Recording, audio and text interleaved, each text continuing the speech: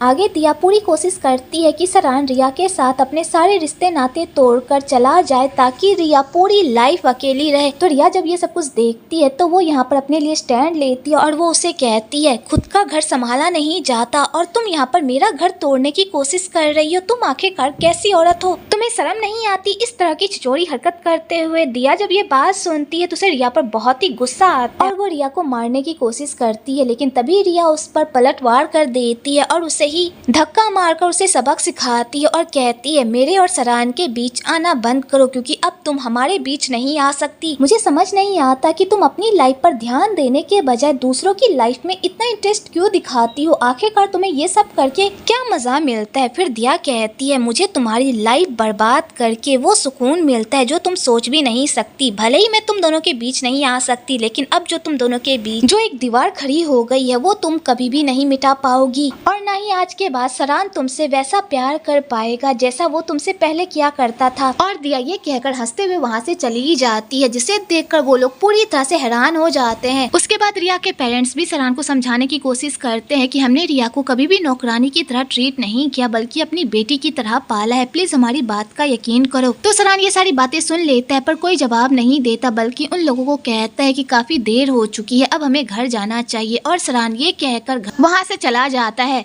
उसके बाद सरान पूरे रास्ते रिया से कोई बात नहीं करता बल्कि मुंह फुलाकर अपने कमरे में चला जाता है। तो रिया को सरान की चुप्पी बिल्कुल भी अच्छी नहीं लगती और उसे सरान की बहुत ही फिक्र होने लगती है। फिर उसकी सासू माँ उसे कहती है मुझे पता है कि सरान अभी गुस्से में है, इसलिए जाओ और उससे बात करो। अगर वो बात करना ना भी चाहे तो भी तुम उससे जाकर बात करो, क्योंकि अगर तुम दोनों आपस में बात नहीं करोगे तो ये झगड़ा कभी भी खत्म नहीं होगा बल्कि और बढ़ता जाएगा। इसलिए तुम दोनों की भलाई इसी में है कि तुम दोनों आपस में बातें करो और सारी चीजों को सॉर्ट आउट करो। तो रिया सीधा सरान के पास जाती है और उसे समझाने की कोशिश करती है। तो सरान कहता है कोई बात नहीं, तुम थक गई होगी, जाकर सो जाओ। रिया जब सरान के मुंह से ये बात सुनती है तो उसे काफी अजीब लगता है और वो उससे पूछती है तुम्हें पहले से ही पता था ना कि मैं मिस्टर चकित की बेटी नहीं हूँ, इसलिए तुमने उस दिन मुझ पर गन तानी थी क्योंकि तुम्हें पता था कि मैं झूठ बोल रही हूँ, इसलिए तुम मुझसे दूरी बनाकर रखते थे, मुझसे ठीक ढंग से बात भी नहीं करते थे और मुझे लगता था कि तुम दिया की वजह से मुझसे दूरी बनाकर रख रहे हो। अगर तुम्हें मेरी सच्चाई पता थी तो फिर तुमने मुझसे शादी क्यों की। तो सरान कहता है मुझे नहीं पता कि मैंने ये सब क्यों किया और सरान ये कहकर वहाँ से जाने लगता है। तो रिया जब सरान को इस तरह जाते हुए देखती है तो वो सरान को रोकती है और कहती है प्लीज मुझसे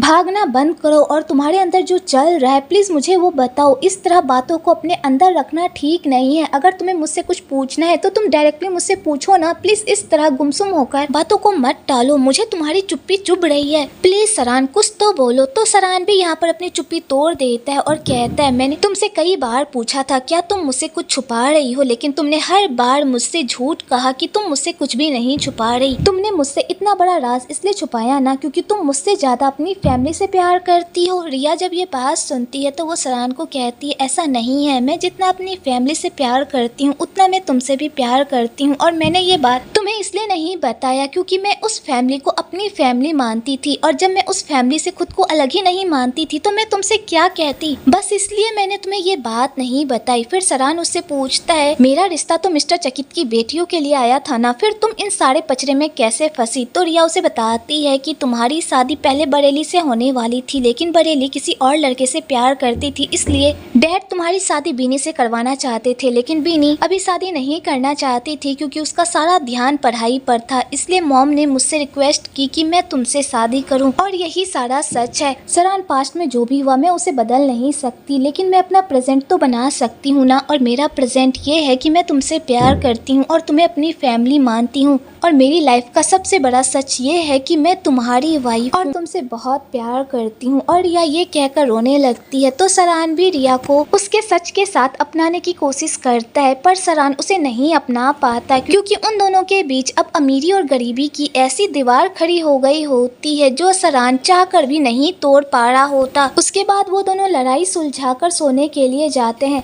तो बेचारी रिया काफी परेशान रहती है क्योंकि उसने सरान को सारी बात तो बता दी होती है पर सरान का मूड अभी भी ऑफ रहता है। तो रिया यहाँ पर सरान को कहती है कि क्या मैं पहले की तरह तुम्हारी बाहों में सर रखकर सो सकती हूँ। तो सरान अपनी बाहें फैला लेता है और रिया को अपने पास सुला लेता है और उसे कहता है सोचना बंद करो और आराम से सो जाओ। तो बेचारी रिया सरान के कहे अनुसार सो जाती है। अगली सुबह रिया सरान को ऑफिस छोड़ रही होती है, तभी वहाँ पर चैट अपनी बहन से मिलने के लिए आता है और अपनी बहन को देखकर काफी खुश होता है और वो सरान को कहता है भाई पहले हम दोनों दोस्त थे लेकिन अब हम दोनों के बीच एक और रिश्ता बन गया है, जीजा और साले का। मैंने कभी भी नहीं सोचा था कि तुम मेरे जीजा बनोगे। तो सरान भी रिया को कहता है बरसों बाद तुम्हें तुम्हारा भाई मिला है, जाओ इसे घर के अंदर लेकर जाओ और उससे बातें करो। तो रिया यहाँ पर सरान को भी रोकने की कोशिश करती है। तो सरान कहता है चैट तुम्हारा भाई है और ये बहुत ही अच्छा इंसान है, तुम आराम से इससे बात कर सकती हो। और सरान ये कहकर अपने ऑफिस के लिए निकल जाता है। उसके बाद ये दोनों भाई बहन एक जगह बैठकर बातें करते हैं, जहाँ पर रिया चैट से पूछती है कि क्या मेरे डैड मुझसे प्यार नहीं करते थे, क्या मुझे अपनाना नहीं चाहते थे, जो उन्होंने मुझे दर दर की ठोकरें खाने के लिए छोड़ दिया। फिर चैट कहता ऐसी बात नहीं है, डैड तुमसे बहुत प्यार करते थे और तुम्हारी मॉम से भी, वो तो तुम दोनों की जिम्मेदारी उठाना चाहते थे लेकिन किस्मत नहीं उनका साथ नहीं दिया। जब तुम छोटी थी तब डैड का एक बहुत ही भयंकर एक्सीडेंट हो गया था जिस वजह से उनकी हालत बहुत ही खराब हो गई थी, वो किसी की देखभाल करने लायक नहीं बचे थे और उनकी जीने की शक्ति भी खत्म हो गई थी। लेकिन जब उन्हें पता चला कि तुम जिंदा हो तब उनके अंदर जीने की एक उम्मीद जागी है और वो तुम्हारा घर पर इंतजार कर रहे हैं, इसलिए मैं चाहता हूँ कि तुम डैड से मिलने के लिए घर चलो। रिया जब ये सारी बातें सुनती है वो काफी हैरान हो जाती है। दूसरी ओर नरेन काफी परेशान रहता है क्योंकि दिया फिर से बिन बताए सरान के पास चली गई होती है, जिस वजह से नरेन को काफी बुरा लग रहा होता है। तभी वहाँ पर दिया आती है। तो नरेन जैसे ही दिया को देखता है तो वो दिया से पूछता है कि तुम वापस आ गई, इसका मतलब तुम सरान से प्यार नहीं करती बल्कि मुझसे प्यार करती हो, इसलिए वापस आ गई ना। और नरेन यही सारी बातें सोच सोच कर काफी खुश हो रहा होता है, लेकिन तभी दिया उसकी सारी खुशियों पर पानी फेर देती है और कहती है मैं तुमसे भी प्यार नहीं करती बल्कि मैं खुद से प्यार करती हूँ और मैंने डिसाइड कर लिया है कि अब मैं बस खुद के लिए जीऊंगी, इसलिए तुम्हें पूरी कोशिश करनी होगी मुझे खुश रखने की। और हाँ, अपना वादा मत भूलना, तुमने मुझसे वादा किया है कि तुम वो महल वापस खरीदोगे, अगर तुमने वो महल वापस नहीं खरीदा तो मैं तुम्हें भी छोड़कर चली जाऊंगी। नरेन जब ये बात सुनता है वो पूरी तरह से शॉक्ड हो जाता है और वो दिया को कहता है ठीक है, अगर तुम मुझसे प्यार नहीं करती तो कोई बात नहीं, मैं तुमसे प्यार करता हूँ ना और मैं अपना वादा नहीं तोड़ूंगा बल्कि तुम्हें खुश रखने की पूरी कोशिश करूंगा। वेल सच कहूँ तो मुझे इस नरेन को देखकर बहुत ही गुस्सा आता है। मुझे पता है कि ये बहुत ही अच्छा इंसान है लेकिन प्यार में इतना भी अंधा हो जाना ठीक नहीं है। जब उसे पता है कि दिया उससे प्यार नहीं करती बल्कि वो उसका इस्तेमाल कर रही है तो वो उसे छोड़ क्यों नहीं देता, क्यों गोंद की तरह उसके साथ चिपका रहता है।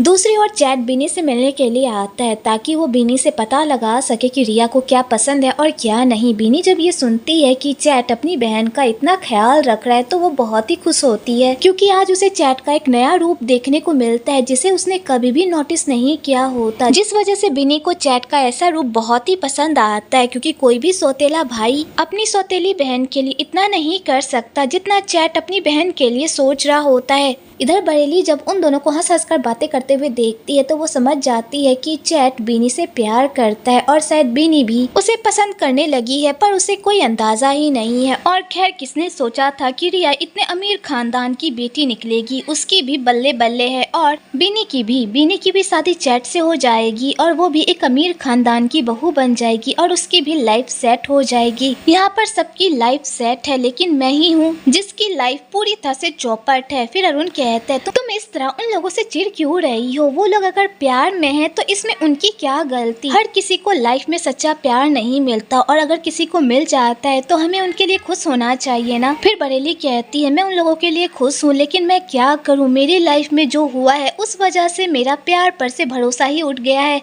इधर सरान रिया और चैट को स्टेशन छोड़ने के लिए आता है क्योंकि रिया अपने भाई के साथ अपने घर जा रही होती है अपने डैड से मिलने के लिए। तो रिया यहाँ पर सरान को कहती है मेरे पेरेंट्स अभी भी यहाँ पर है, प्लीज उनका ख्याल रखना। तो सरान कहता है तुम फिक्र मत करो, मैं उनका अच्छे से ख्याल रखूँ। फिर चैट भी यहाँ पर सरान को कहता है मेरी गैर मौजूदगी में मेरी बीनी का अच्छे से ख्याल रखना। तो सरान कहता है तुम भी मेरी वाइफ का अच्छे से ख्याल रखना, ठीक है। उसके बाद रिया जा रही होती है तो वो जाने से पहले सरान को कहती है कि मैं कुछ हफ्तों के लिए वहाँ जा रही हूँ, जैसे ही वहाँ का मामला सेटल हो जाएगा वैसे ही मैं वापस आ जाऊंगी, प्लीज अपना ख्याल रखना, ठीक है। फिर सरान कहता है तुम मेरी फिक्र मत करो और जाओ और अपने परिवार से मिलो, ठीक है। और वो रिया को ये कहकर विदा कर देता है। दूसरी ओर फाई सरान से बदला लेने के लिए उसी ट्रेन से शहर जा रहा होता है ताकि शहर जाकर अपने साथियों को इकट्ठा करके सरान से बदला ले सके। और वो यही प्लान बनाकर वहाँ से जा रहा होता है, तभी सरान की नजर उस पर पड़ जाती है, जिसे देखकर वो पूरी तरह से शॉक्ड हो जाता है और जल्दी से पुलिस स्टेशन जाता है और ट्रेन रुकवाकर ट्रेन की तलाशी लेता है ताकि वो फाई को पकड़ सके। लेकिन फाई इतना भी बेवकूफ नहीं होता, बल्कि वो पहले ही उस ट्रेन से निकलकर फरार हो जाता है और उन पुलिस वालों के हाथ बिल्कुल भी नहीं लगता, जिस वजह से सरान और उसकी पूरी टीम काफी परेशान हो जाती है कि अब वो लोग फाई को कैसे पकड़ेंगे। फिर सरान का बॉस सरान को कहता है मुझे लगता है कि फाई शहर इसलिए गया है ताकि वो बंदे इकट्ठा कर सके हम लोगों पर हमला करने के लिए। वैसे ही हमने उससे लड़ाई करते वक्त उसके सारे साथियों को मार दिया था, तो उसके पास अभी कोई नहीं है उसकी हेल्प करने के लिए, इसलिए वो शहर गया है हेल्प मांगने के लिए। इसलिए हमें किसी भी कीमत पर पता लगाना होगा शहर में फाई का कौन सा रिश्तेदार है जो उसकी हेल्प कर रहा है। दूसरी ओर फाई सरान से बदला लेने के लिए अपने आदमी इकट्ठा कर रहा होता है ताकि वो सारे आदमी इकट्ठा करके सीधा सरान पर हमला करके उसे मात दे सके। दूसरी ओर रिया अपने घर आती है और वहाँ आकर जब अपने डैड की ऐसी हालत देखती है तो उसे बहुत ही बुरा लगता है, पर उसके डैड बहुत ही खुश हो जाते हैं रिया को सही सलामत देखकर और उस पर वो अपना प्यार भी लुटाते हैं। उसके बाद रिया की आंटी भी रिया से मिलती है और उसे पूरा घर दिखाती है और उसे बताती है अब से ये घर तुम्हारा भी है, इस घर को तुम अपना ही समझो। और ये कहकर वो उसे पूरा घर दिखाती है और उसके लिए बहुत ही लजीज खाने बनवाती है और उसका बहुत ही अच्छे से वेलकम करती है, जिसे देखकर रिया बहुत ही खुश हो जाती है। उसके बाद रिया की आंटी उसे उसके रूम में लेकर जाती है और वहाँ जाकर उसे आराम करने को कहती है।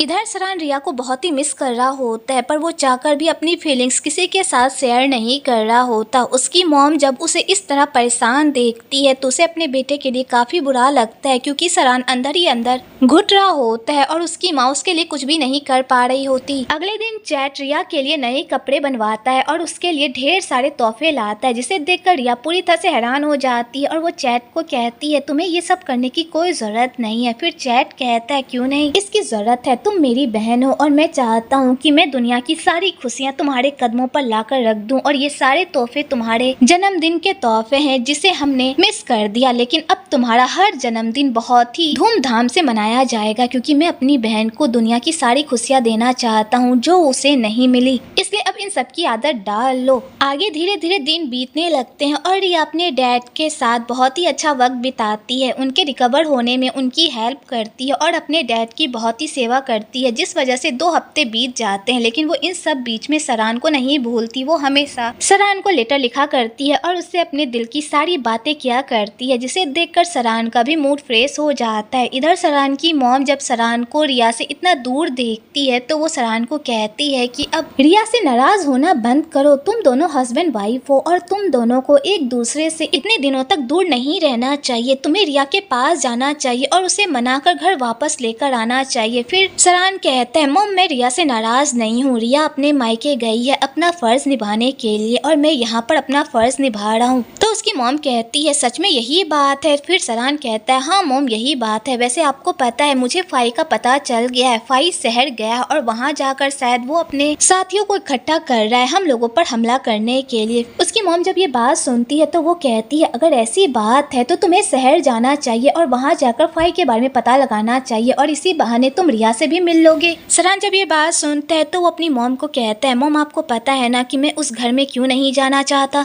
क्योंकि उस घर ने मुझसे मेरा सब कुछ छीन लिया। फिर उसकी मॉम कहती है कब तक तुम उस हादसे को अपने दिल में लगाकर बैठे रहोगे, आज न कल तुम्हें वो सब भूलना ही होगा। फिर सरान कहता है मॉम मुझे नहीं पता कि मैं वो सब भूल पाऊंगा या नहीं, मुझे बहुत ही खुशी है कि रिया को उसका परिवार मिल गया। मॉम आपको पता है मुझे इस बात से कोई फर्क नहीं पड़ता था कि रिया एक नौकरानी है, अगर रिया गरीब खानदान से भी होती और एक सर्वेंट भी होती तो भी मैं उसे अपना लेता, लेकिन जब से मुझे पता चला है कि वो चैट की बहन है, तब से ये बात मेरे दिल में घर कर गई है। मुझे नहीं लगता कि शायद हम दोनों के बीच चीज़ें वैसी रह पाएगी भी या नहीं। फिर उसकी मॉम कहती है, इसमें रिया और चैट की क्या गलती, उसे तो इन सब के बारे में कुछ पता भी नहीं है। फिर सरान कहता, हाँ मुझे पता है मॉम, लेकिन मैं क्या करूँ। फिर उसकी मॉम कहती है, अगर ऐसी बात है तो तुम रिया से उसके घर पर मिलने के लिए जाना, वहाँ रहना मत, बस रिया से मिलकर वापस आ जाना, ये तो चलेगा ना तुम्हें। इधर बेचारी रिया सरान के लेटर का इंतजार कर रही होती है, क्योंकि वो कई बार उसे लेटर लिख चुकी होती है, पर सरान ने किसी भी लेटर का रिप्लाई नहीं किया होता, जिस वजह से रिया को बहुत ही बुरा लगता है कि सरान उसे मिस कर भी रहा है या नहीं।